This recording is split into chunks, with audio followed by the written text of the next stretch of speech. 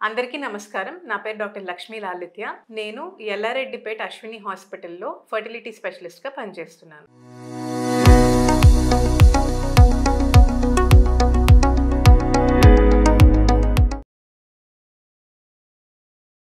ఇవాళ మనం ఐవీఎఫ్ గురించి తెలుసుకుందాం.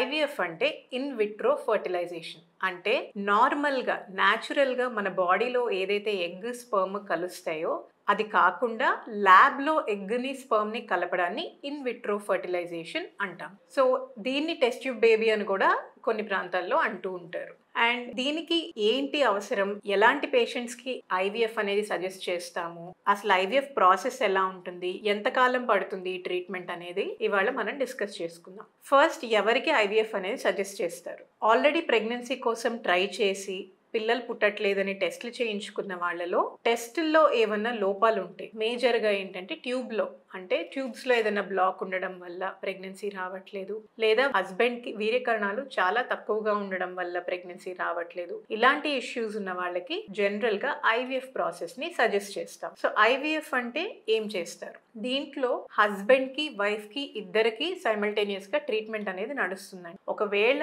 If it is a male factor, అంటే హస్బెండ్ వల్ల ఐవీఎఫ్ ట్రీట్మెంట్కి వెళ్తున్నట్టయితే హస్బెండ్కి కొన్ని మందులు ఇవ్వడం జరుగుతుంది. అండ్ హస్బెండ్కి ట్రీట్మెంట్తో పాటు, ఆ మందులతో పాటు ఆయన సిమెన్ అనాలిసిస్ అనేది ఒకటికి 2 సార్లు మళ్ళీ చెక్ చేయడం జరుగుతుంది. ఒక శాంపుల్ని మనం ఫ్రీజ్ చేసుకొని పెట్టుకుంటాం ప్రొసీజర్ రోజు కంటే ముందు. సో ఇంకొకటి ఏంటంటే వైఫ్కి ఏం చేస్తాం? వైఫ్కి పీరియడ్ వచ్చిన 2వ రోజున స్కాన్ చేసి ఆ రోజు నుండి ఇంజెక్షన్స్ అనేవి మొదలు పెడతాం. ఈ ఇంజెక్షన్స్ ఏంటంటే హార్మోన్ ఇంజెక్షన్స్ అన్నమాట. సో ఈ హార్మోన్ ఇంజెక్షన్స్ వల్ల ఏం జరుగుతుంది? దానివల్ల అండాశయాల్లో అండాలు అనేవి గ్రో అవుతాయి. అవి ఎలా గ్రో అవుతాయి?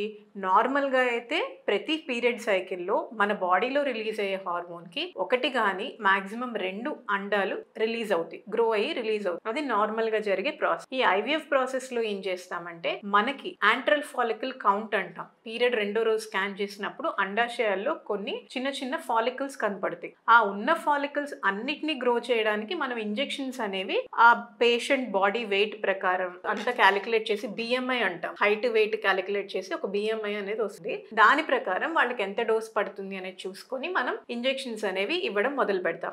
ఇలా ఇంజెక్షన్స్ కనీసం 10 నుండి మాక్సిమం 12 రోజుల వరకు ఇస్తాం. సో ఈ ప్రాసెస్లో, ఇంజెక్షన్స్ ఇస్తూ ఉన్న ప్రాసెస్లో మధ్య మధ్యలో వాళ్ళకి 3 రోజులకు ఒకసారి, 2 రోజులకు ఒకసారి స్కానింగ్ అనేది చేస్తాం టు అడ్జస్ట్ ద డోస్. మన ఇంజెక్షన్స్ అనేవి గ్రోత్ ఎలా ఉంది, రెస్పాన్స్ ఎలా ఉంది అని చూసుకొని దాన్ని బట్టి మనం డోస్ అనేది అడ్జస్ట్ చేసుకోవాలి.